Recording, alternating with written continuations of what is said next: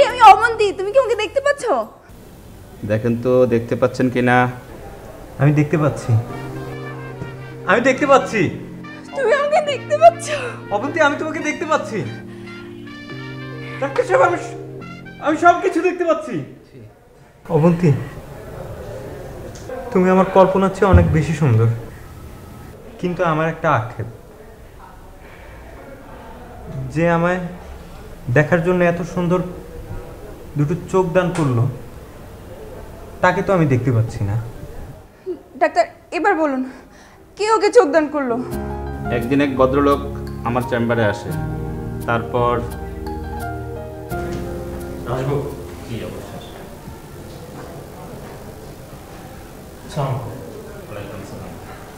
আমি সিয়াম। জি বলেন, কি সহযোগিতা করতে পারি?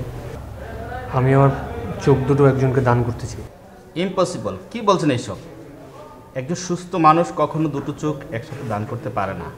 ডক্টর, আমি এত কথা জানতে চাই না, আমি শুধু এতটুকু জানতে চাই আপনি আমাকে এই ব্যাপারে হেল্প করবেন। প্লিজ ডক্টর, প্লিজ, আপনি প্লিজ আমাকে এই হেল্পটুকু করুন প্লিজ।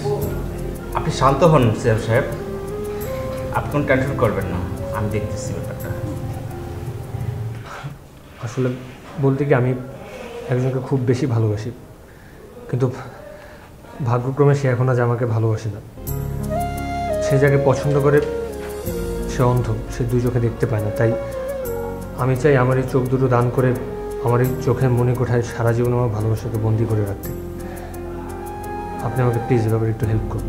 সত্যি সবাই যদি আপনার মতো করে ভাবতো, তাহলে এই যুগের ভালোবাসাগুলো অনেক সুন্দর হতো। আমি আপনার ভালোবাসার স্বার্থে এতে ডক্টর হিসাবে আমি সর্বাত্মক সহযোগিতা করার চেষ্টা করবো ইনশাল্লাহ। Thank you doctor, thank you. আমি তাহলে আজ উঠি। হ্যাঁ, আপনি প্রস্তুতি নেন, আমি সব অ্যারেঞ্জ করছি। হ্যাঁ।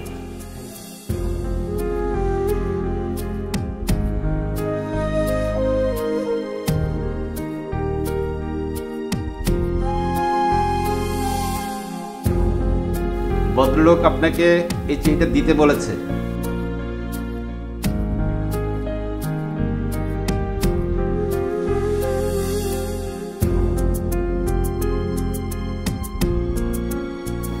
পৃথিবীতে সবচেয়ে কঠিন কাজ হচ্ছে আমরা যাকে ভালোবাসি তাকে ভালোবাসি কথাটা বলতে পারা, কিন্তু তার চেয়েও কঠিন কাজ হচ্ছে ভালোবাসি কথাটি বলতে পেরেও ভালোবাসা মানুষকে অন্যের কাছে স্যাক্রিফাইস করা।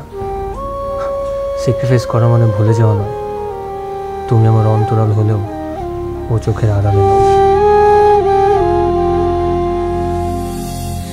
এমন জীবন আমি চাই